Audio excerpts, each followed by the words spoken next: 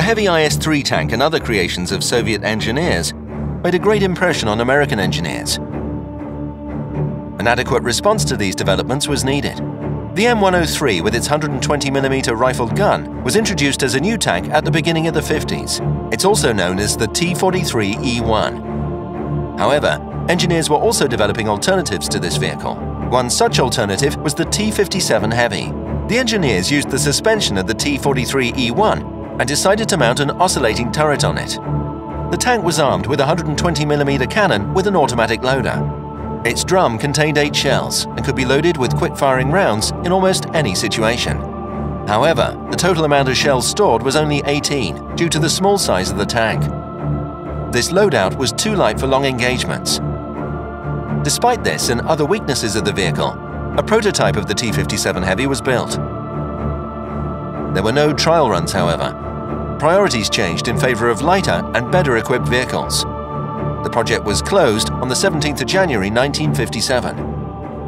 The 2 turrets built were cannibalized, whilst the suspension was sent to the Army depot for other use. In World of Tanks, the T57 is a Tier 10 heavy tank. Let's compare its operational and physical characteristics to the other Tier 10 vehicles and evaluate them. The best rates will have 10, whilst the worst rates will be marked with 1. The suspension traverse speed is 30 degrees per second. It's a pretty good rate for a heavy tank. The turret traverse speed is 36 degrees per second. This is the best rate among the Tier 10 heavies. The combination of the suspension and turret traverse speeds allows the T57 to feel safe about the carousel. This tactic is not effective against this combat vehicle.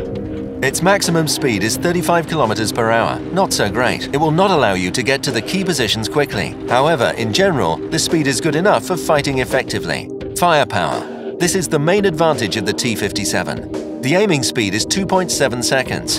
This is an excellent rate for a Tier 10 heavy tank. Dispersion of the shells when fired at a distance of 100 meters is 0.35 meters. The gun is accurate at medium and long distances due to this rate. Average damage is 400. At first sight, it might seem to be low, but you should keep in mind that the T57 is equipped with an automatic loader. Average penetration with the AP shell is 258 millimeters. It's a great rate for a Tier 10 heavy tank. Upper glacis is 203 millimeters thick and has a really good slope angle. The armor of the other part of the hull is marginal. The sides have 50 millimeters of unsloped armor. This can be penetrated even with the high explosive shells, so you should play really carefully and avoid artillery fire. The frontal armor of its turret is 127 millimeters. It has a great sloping angle, which results in a lot of bounces and non-penetrations. The turret's sides have 137 millimeters of armor. Shells can even ricochet due to the unusual shape. In general, the T57 Heavy is poorly armored. In addition, it has several weak spots. The lower glacis. It's big and can be easily targeted. The top part of the turret can be easily penetrated even with HE shells. The ammunition rack is located all along the side. A shell penetrating here can blow up the vehicle. The rear part of the tank, the engine and fuel tanks are located here. Penetrating shells can result in a fire with bad consequences for the T57. The tank has 2,250 hit points. In combination with its sloping armor, this will ensure that you survive several hits. Still, you shouldn't stay in the enemy's line of fire. The view range is 400 meters. It doesn't differ from the majority of the Tier 10 heavy tanks. Let's sum up. The weaknesses of the T57 Heavy are low speed, poor armor for a Tier 10 heavy tank, great dependence on the team due to its long reloading time. The main pros are an automatic loading system, high average penetration, great accuracy and gun elevating angles. Let's take a closer look at battle tactics. The T57 Heavy is a second-line vehicle. Its task is to fight at medium and long distances, engaging enemies scouted by allies. It should also support the assault tanks of the first line. However, if your teamwork is at a high level, this vehicle can be effective in the close combat role. The following tactics are the most effective. The T57 is at a disadvantage in fights where enemies shoot each other around corners due to its low alpha damage. In such fights, the key is catching the moments when the enemy is coming around a corner at a vulnerable angle. Shoot into the front roller, destroying the track and dealing damage. Continue shooting in the exact same spot until your drum is empty. Then withdraw to reload in a safe place. Using this tactic, you can use your automatic loader to the greatest effect. The most effective battle tactic is shooting enemies at a long distance, due to the high accuracy of your gun. In this situation, you can easily reload, and you don't need the cover of allies. However, you shouldn't empty your drum all at once. Make sure that you'll penetrate the enemy. Staying unscouted is also really important in this tactic. In a dangerous situation, you should change your position. Thick bushes are great for staying unscouted. The thicker, the better. The time between two shots is only 2 seconds, which allows you to use aggressive tactics. Just wait for the right moment. Drive up to an enemy and deal out an average of 1600 damage in a short period of time. You should remember that after the 4th shot, you face a long reload and your tank will be defenseless.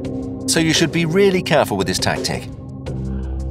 Keep an eye on not only your enemies, but also your allies to be sure that they can cover you. You should buy the following equipment to make the tank effective: improved ventilation, vertical stabilizer, and an enhanced gun laying drive. This setup is perfect for aggressive tactics. For a passive game style, you should buy the following: camouflage net, vertical stabilizer, and enhanced gun laying drive. As for the skills for your crew, the following are the most efficient: Commander, Sixth Sense, Repair, Camouflage, Gunner, Repair, Snapshot, Camouflage, Driver, Repair, Off-road Driving, Camouflage, Loader, Repair, Safe Stowage, Camouflage. Let's talk about battle tactics. The T57 Heavy is a really serious enemy both in the open area and in the city. Its mobility and excellent weapon allow it to show a great combat performance under any conditions. Let's use Fisherman's Bay, a map of mixed type, to take a closer look at tactics for the T57. On this map, you should drive to the village or to the city. If you decide to drive to the village at the center of the map, you should stay behind the buildings. From this position, you'll be able to attack scouted enemies. Try to choose a target who is loading or distracted. If enemies attack through the city, they'll show you their sides and rear. You'll help your team by attacking the weak spots of enemy vehicles. Keep in mind, though, that after the first shot, your position will be revealed to the enemies. The best tactic is to drive out of cover, empty the drum, and hide behind the building. If allies broke the enemy assault, you may drive to their positions. In the city battles, you should get from around the corner half a second later than an ally tank. An enemy will rather shoot into your ally, so you'll be able to empty the entire drum without taking any damage. After you've emptied the drum, it's a good idea to warn allies that you're reloading. Such cooperation will allow you to fight with higher efficiency. If enemies push through the alley, you should get back to the center of the map. You can destroy enemies that are moving to the base while staying covered by buildings. The drum allows you to prevent base capturing. Just put a shot into every vehicle in the circle. On the open map, Airfield, you may control the center of the map by getting to the comfortable position in E5.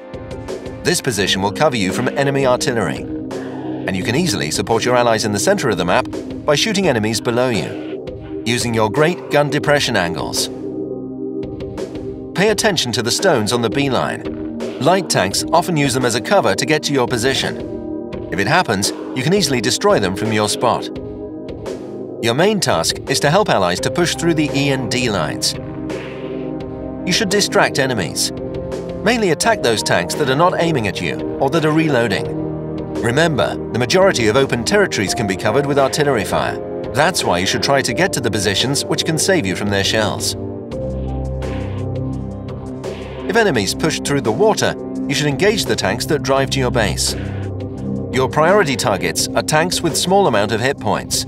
This is the fast and easy way to reduce the number of assaulters. Just play for time, so allies can get back or capture the enemy base. While playing on the T57 Heavy, you should keep in mind that a destroyed tank deals no damage. That's why you should be patient and plan your next move.